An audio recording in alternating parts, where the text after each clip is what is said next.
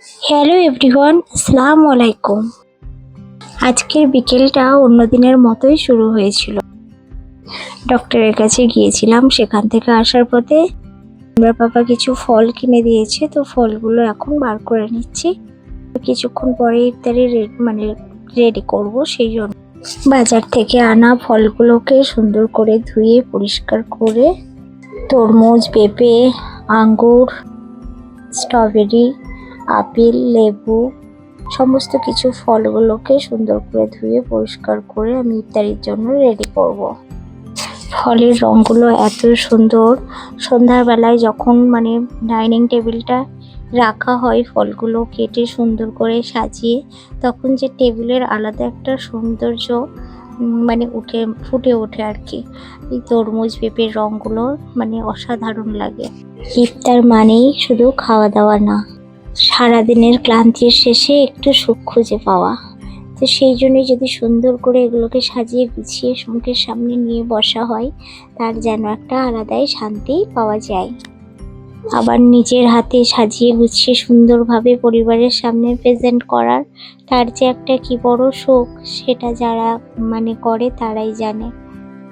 শরীরটা খুব একটা ভালো নেই, তবু কিন্তু কাজ আমার থেমে থাকে না।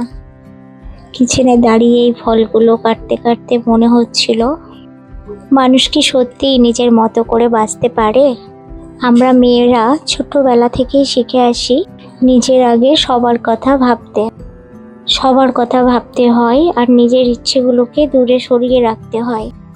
কিন্তু মন তো মাঝে মাঝে চুপ করে থাকে না। সে চায় নিজের মতো করে বাঁচতে, আর নিজের মতো করে হাসতে, নিজের মতো করে একটু স্বপ্ন দেখতে। ডক্টরের কাছ থেকে এসে সমস্ত ফলগুলোকে গুছিয়ে সুন্দর করে রাখলাম ফ্রিজে, আর তরমুজ আর পেঁপেটা কেটে ফ্রিজে রাখলাম। তারপরে দেখো ঘরবাড়ি মোছামুছি করে নিচ্ছি, নিয়ে আমি যাব স্নান ধান করে তারপরে আমি কিন্তু ইফতারিটা রেডি করব। এখন বাজে 4টের মতো।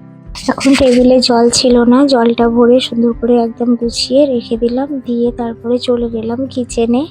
এবার আমি ইফতারি রেডি করব। তো চলো তোমাদের সাথে নিয়ে ইফতারিটা রেডি করে নিই। এইসব ছোট ছোট কাজগুলো করতে করতেই মনে হচ্ছে যেন এই ছোট ছোট কাজগুলোই আমার হয়তো নিজের মতো করে বাঁচার চেষ্টা। কেউ হয়তো দেখে না, কেউ হয়তো বোঝে না, তবু আমি জানি এই পরিশ্রম, এই ভালোবাসা, এই নিঃশব্দ দায়িত্ব সবই আমার অস্বস্তির অংশ।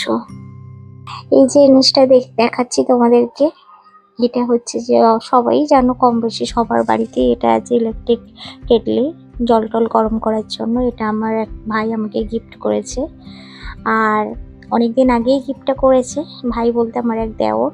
তো খুব ভালো সুবিধা হয়েছে আমার রান্নার কাজে।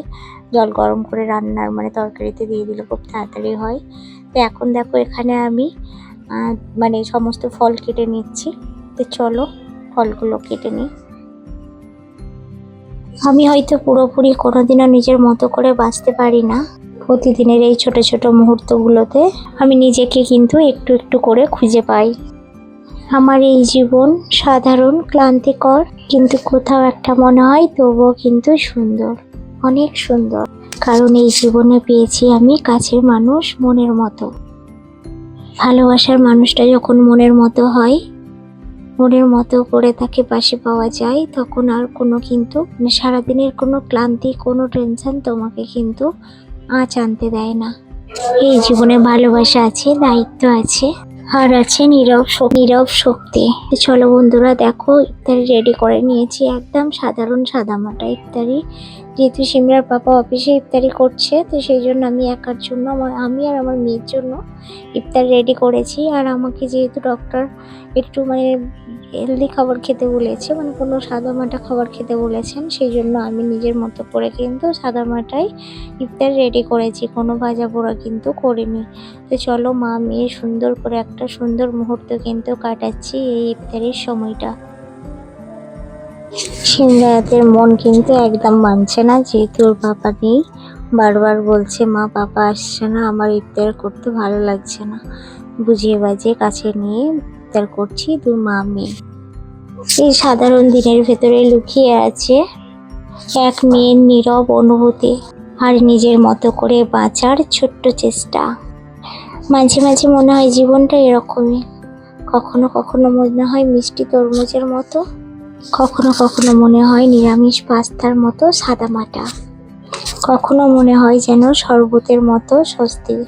আর নিজের মতো করে বাঁচার একটা ছোট্ট চেষ্টা। তো চলো বন্ধুরা, আজকের ভিডিওটা এই পর্যন্ত রাখছি। সবাই ভালো থেকো, সুস্থ থেকো, আল্লাহ হাফেজ।